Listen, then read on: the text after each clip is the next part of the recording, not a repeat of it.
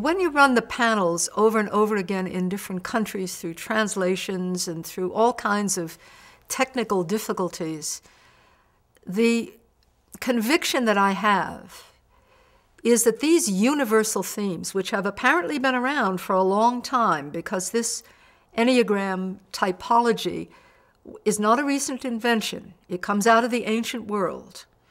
And it was described as passions of the heart, and the fierce need that people have to be understood for the integrity of how they see the world. And to hear this announced in different languages, which are then coming to me through a translator, and I speak through the translator back to the group, and I get this light in the faces of the people that I'm interviewing. And I realize it's like 3 languages going on. It might be Mandarin and English and Enneagram speak. It's like a universal language of accord of how the human condition truly operates. I'm so attracted to this method of delivery. We are just seeing this in English, but in our training school, I go and I do a master class for a group of people that are, coming up in the study in a foreign place like, well, Indonesia is one, and another, we have in the English-speaking world many, but in Germany, in France, in Spain, in these different areas where it's coming through a translator, and the conviction and the leaning forward in the seat, and you've got to understand this is the way that I see the world. It's really very heartening, because the compassion that is generated from that exposure of how we actually are is really going to, I feel, make a difference in the world. Then it's not about the Frenchman and the Englishman and analyzing them through some sort of concept of sociological differences. It's the sameness of it. It's that we're in this together, that there are millions of 6s like I am all around the world speaking in different tongues, but they have this common denominator of seeing the world through a certain structure.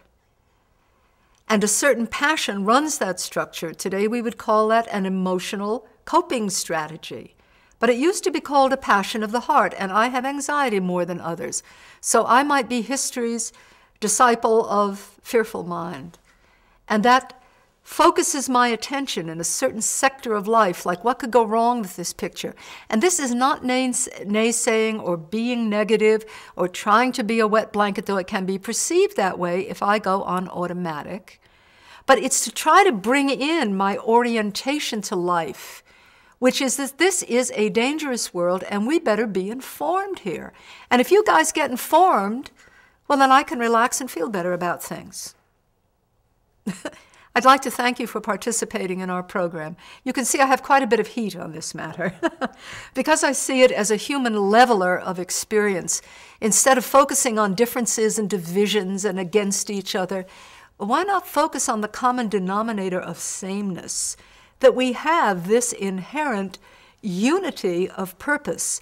And thank you very much, but my orientation toward thinking about things and considering what might come up as a pitfall or a hazard, that's necessary in the world.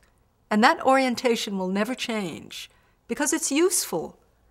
And I need to take in the orientations of the other 8 as well, and to see how well cared for I am by the 9 that is saying, have all the voices been heard? And the 1 saying, and have we come to the most improved and perfect solution that we possibly can, and never giving up on that. And the greatest, the 4 perhaps, of saying, it's not only rooted in the cognitive emotional reality of type, but this material is rooted in the spiritual reality that we're all dependent on a kind of true and final ground of reality that we share in common. And I think the Enneagram is one big step, one giant step toward understanding the different perspectives that look like they're antagonistic to each other. When understood, you see the orientation and how beneficial it actually is. The good intention of the 7 to bring a kind of optimistic view into the picture. Who wants to change that? The orientation's wonderful.